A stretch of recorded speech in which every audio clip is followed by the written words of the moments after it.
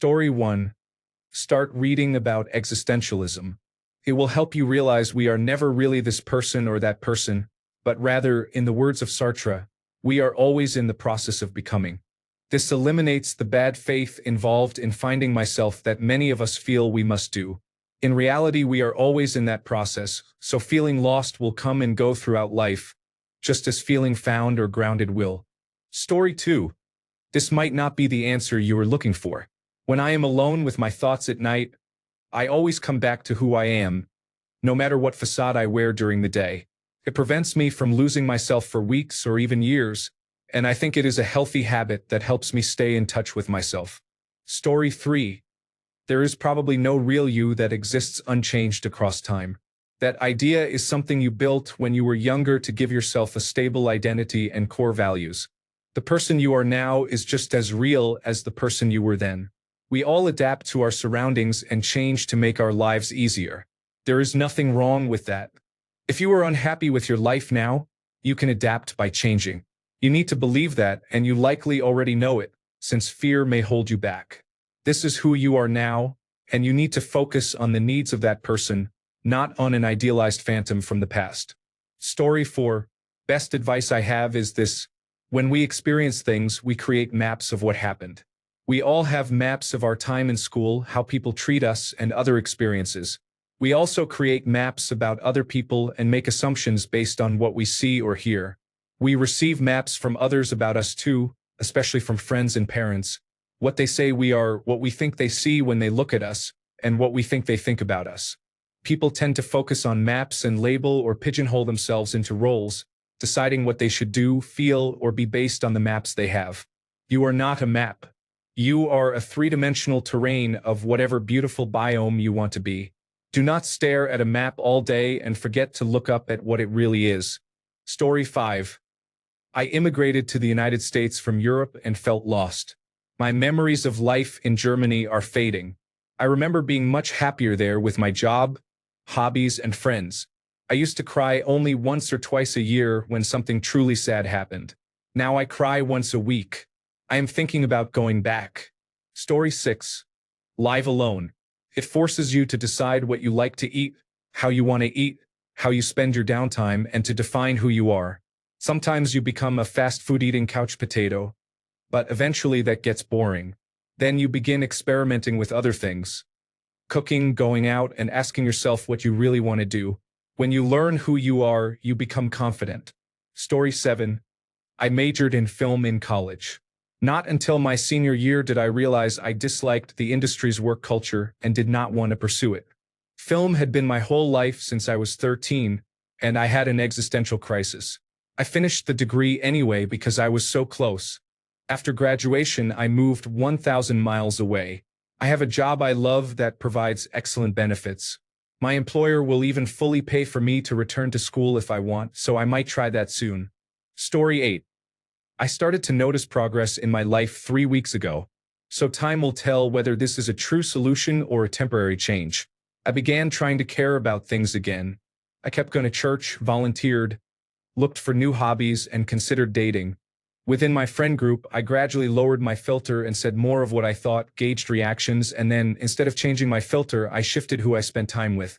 It sounds trivial, and in some ways it is, but all you can do is try to be yourself even if you do not yet know who that is. If you are like me and do not know, decide who you want to be and start working toward that person. Give that ideal room to change as you make progress. Story 9. I actually felt like my younger self did not know who I was. I was very shy. I am still shy at bars and when dating, and I never tried to be outgoing with friends or start conversations. Now I have danced in front of hundreds of people and spoken into a microphone. I check in dozens of people at a hotel each day, so I am always talking to someone new and do my best to make everyone smile.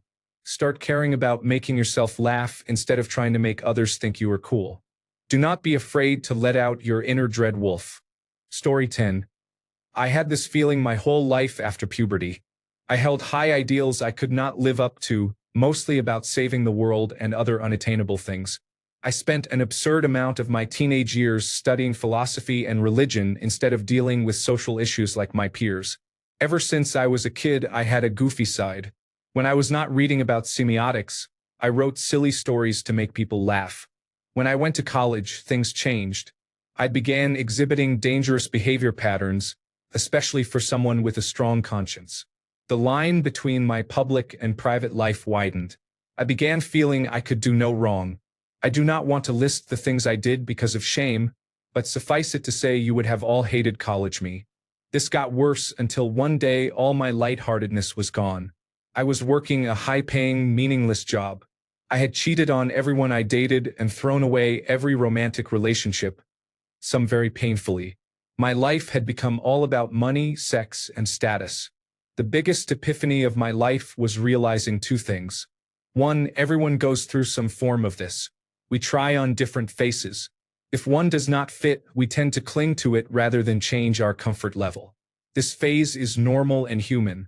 Two, I was bipolar and manic.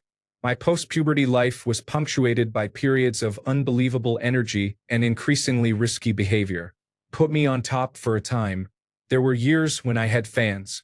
I got on stage, gave speeches, made people laugh, and was the center of attention.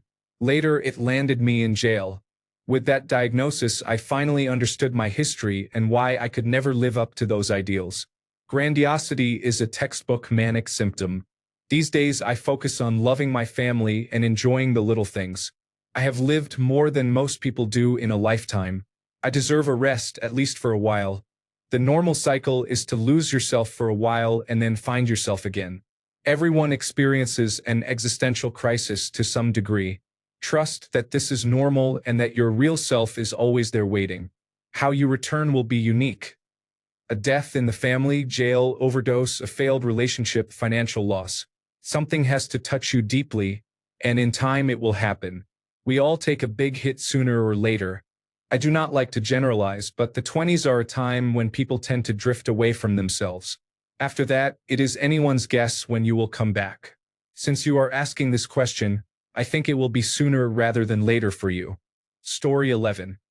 When one is lost down the rabbit hole, surrounded by a fluid and dangerous environment, with things stripped away and reconstructed in response to others, how can one tell what is real at all, let alone what is really you? Sometimes, with the slipstream whipping away artifice and tears, I get a glimpse. I see more how autistic I am and how effectively I have adapted, how my mother contoured my life, how I have been loved, and how I have loved. But what is the self? I seem to be a space where all this appears, and I pretend, as everyone does, that some magic inner self is actually in control. Story 12. I realized it. Life changes you. As you get older, you experience new things, gain new stresses and responsibilities, and you can lose who you were and become someone different. Certain aspects change, but some things do not. The only part that feels unsettling or empty is when things that once brought you so much joy suddenly no longer matter. It is harrowing, but I look forward to learning new things and seeing who I become. For example, I took up fishing. I have severe obsessive-compulsive disorder, and the mere concept of fishing was off-putting to me, but now I love it. Took me over 30 years to try it, and now it is part of who I am. Story 13. I moved every couple of years as a kid. It was hard to remember who I really was because I felt like different versions of myself depending on where we lived. I still struggle with that, but spending more time alone has helped. I do not expect to move again soon since I am in college, so I am using this time to figure out my character. I did not realize how little I knew about myself until a friend asked about my life before college and I could not give a single answer. As a child, I adapted to each new culture instead of being my whole self, but now I have time to settle down. Story 14.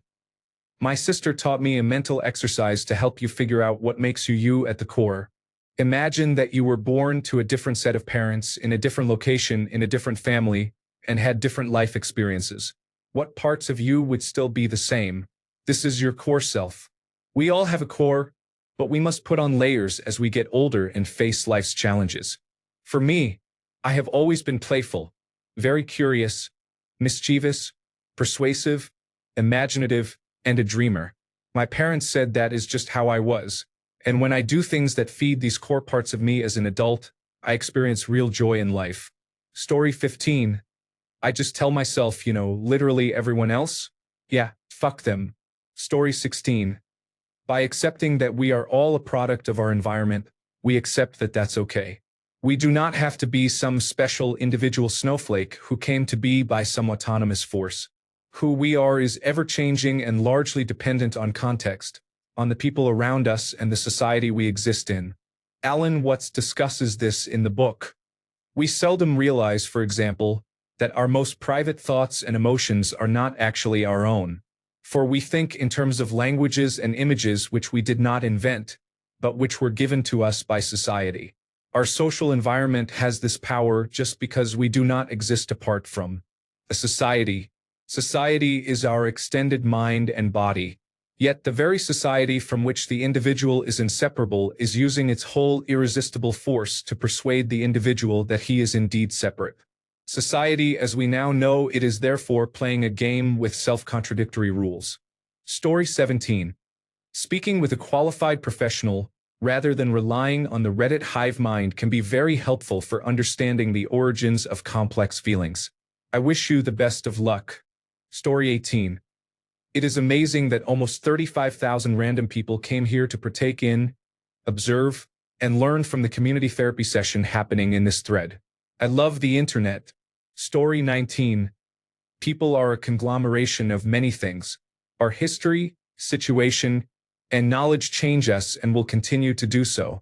I can say I am brave and I can say I am a coward. They are opposites, and yet I can be both depending on the situation and how I feel in the moment. People are not static. They are dynamic. We are who we are in the present, and that depends on many factors.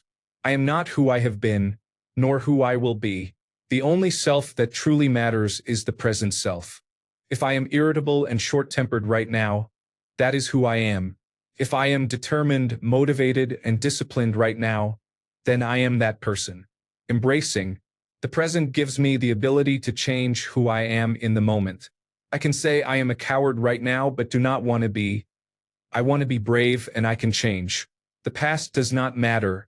The present does. If the present you wants to be different, be different.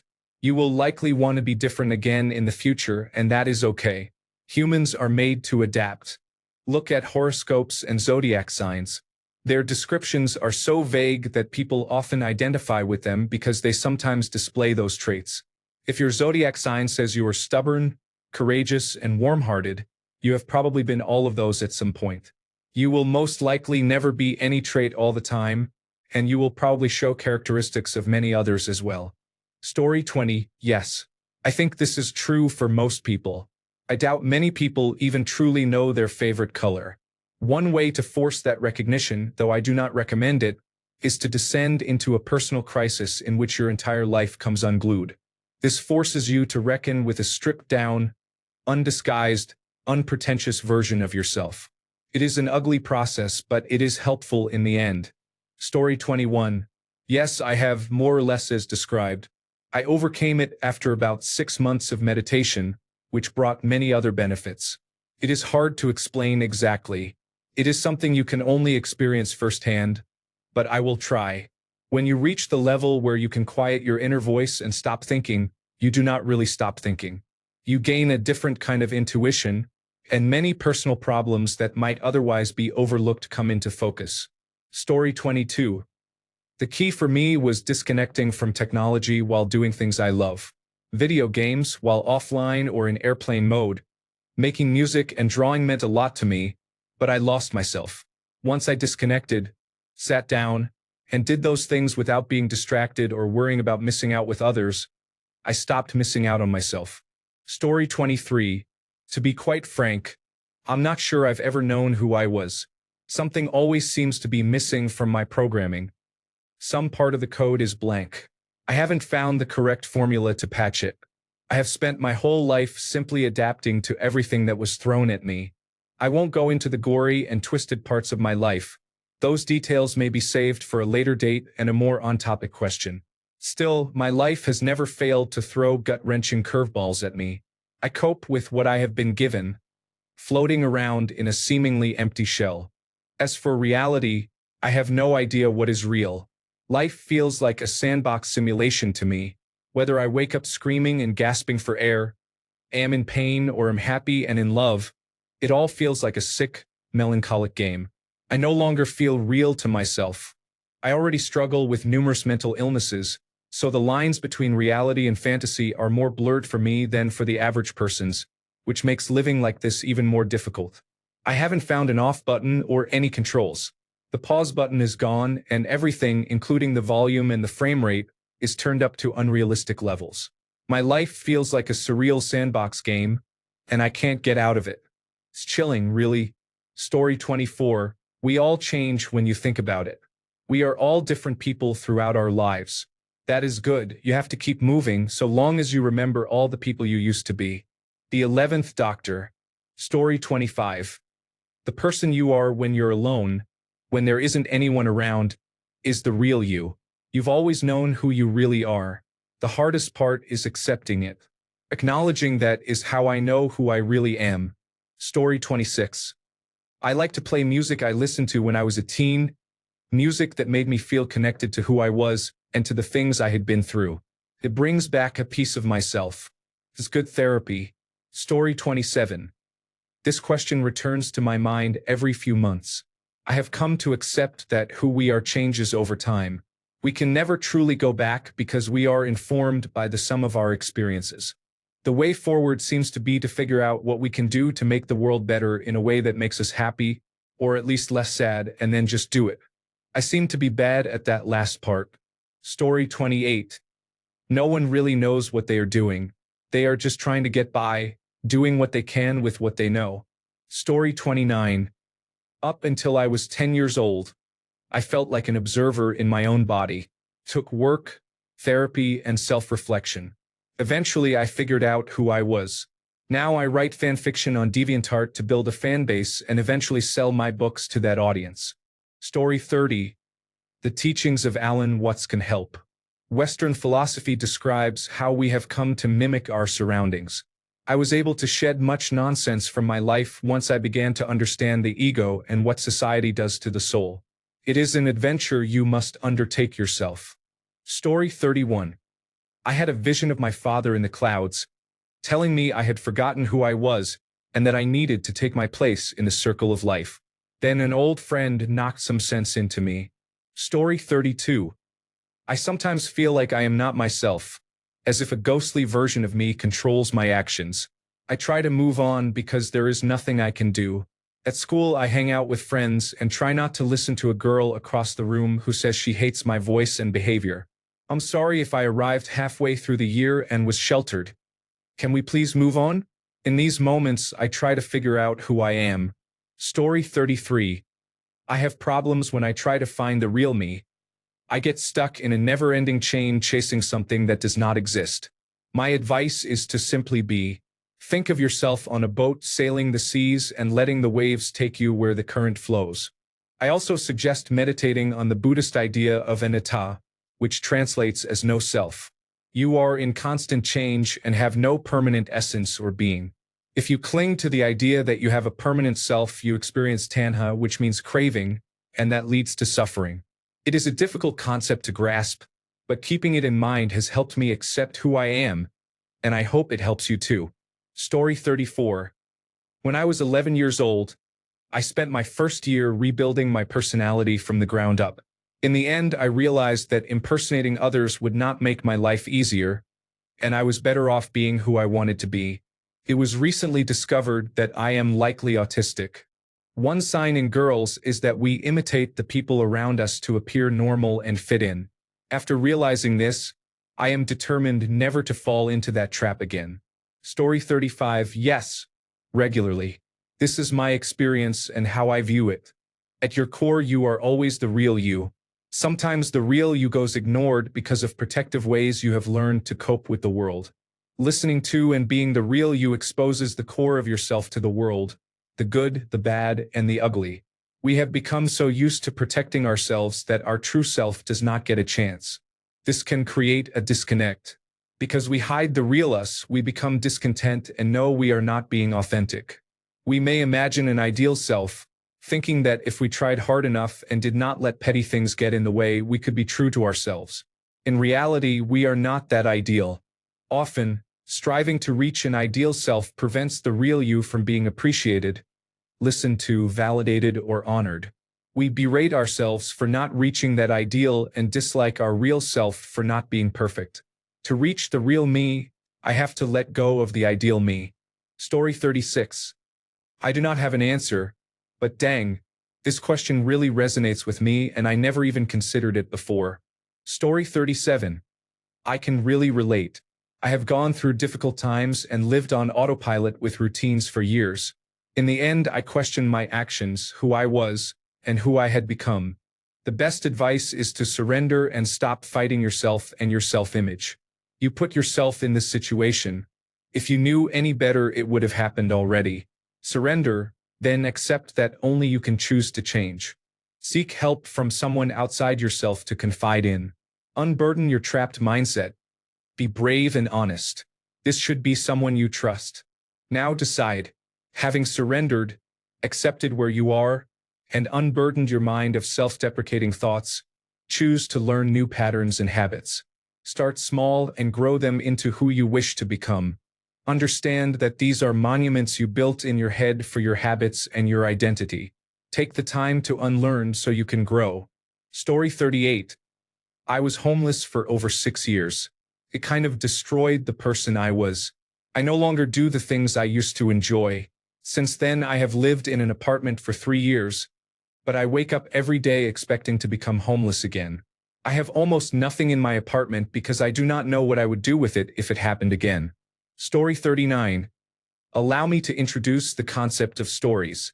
As people, we assign meanings to events. Especially as we age, this collapsing of two separate things happens almost instantly, so quickly that we no longer see them as separate. Stories are persistent and diminish the authenticity of your life. Lately, you have become so attached to your stories that you created one from almost nothing.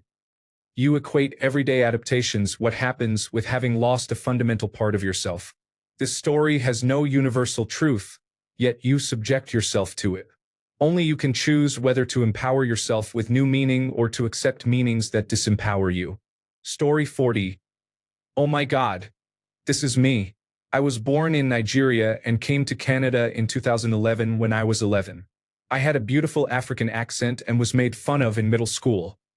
No one would talk to me because, according to them, they did not understand me. I started changing the way I spoke, and after living here for 7 years, I developed a new way of speaking. It is more Canadian, I guess. I had a huge identity crisis at the end of middle school and in high school, and I realized I had become another person. I am a black woman and grew up being told by my mom that I had to work 10 times harder than white people to get what I wanted, and that everyone who was not black was out to get me. I developed a lot of anxiety. With the way black women are represented in the media, I did not want to look ghetto. I have struggled a lot with self-esteem, but I am doing much better now. I started listening to Nigerian music again last year, and I am planning to learn my native language. As I have gotten older, I have become more aware, and cultivating a relationship with God has helped a great deal. Story 41. Being transgender has shaped most of my life. Story 42. Your surroundings make you who you are, so I would not say that this counts as anyone forgetting who their true self is. Story 43. Because I have a personality disorder, I have often asked myself where it ends, the unhealthy patterns I have developed over the years, and where the real me begins. Since much of my recovery has been based on learning from external input, that is therapy, studying others' reactions, and reading, I do not feel like I even have my own identity. I am just an amalgamation of hundreds of people mixed with past traumas and unhealthy patterns. I have some personality traits that are truly mine, both good and bad, and I learn more every year. I do not think you are ever truly done with yourself. I would steer clear of anyone who claims to know themselves inside and out, since that sounds stagnant to me. Story 44. I live with that feeling constantly. I'm trying to figure out my gender identity. I have already come out to my friends and family as transmasculine, but when people started treating me as a boy because of toxic masculinity, I began questioning again. I'm working to understand the difference between gender identity and gender expression, and I'm in a constant battle with myself. Story 45. Read. Articulate your thoughts and opinions. discover who you are, disagree, dislike, disrupt, experience new things. Story 46. Not really, I guess.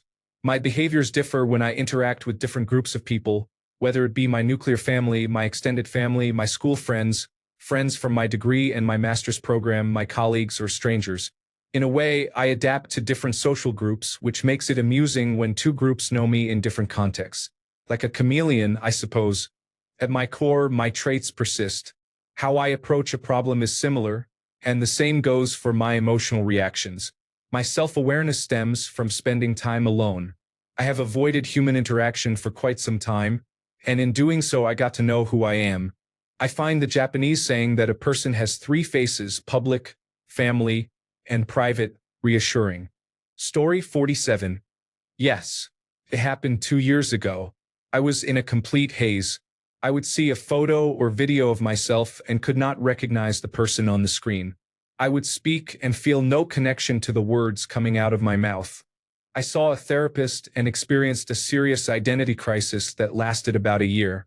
It was largely related to my relationship and becoming completely enmeshed with my partner. I always thought of myself as extremely independent and self-sufficient, but in reality those traits created a toxic codependency in which I neglected my own wants and needs for the other. Therapy helped me overcome this. My life is great now, and for the first time I do not have debilitating anxiety and depression. Story 48. Long ago I read the book Mother Night by Kurt Vonnegut. It tells the story of a man who has forgotten who he is, and who has spent decades adapting to his surroundings without being his true self. To spoil the message given in the prologue, we are what we pretend to be, so we must be careful about what we pretend to be. The idea of a real or forgotten self can be an illusion for us and irrelevant to the people around us. What you did to adapt is who you really are. Even if it was only adaptation, it is still your action and how you responded to situations. The moral of the book and the story helped me during episodes of existential angst, and I highly recommend it. From a philosophical perspective, it is a call to live an authentic life. You have not forgotten who you are by adapting. The real you has simply adapted to living inauthentically. That kind of adaptation is easy for humans, so it should not be a cause for crushing guilt. Do not beat yourself up over it. Make a change. Any change. You are what you do, even if you are pretending.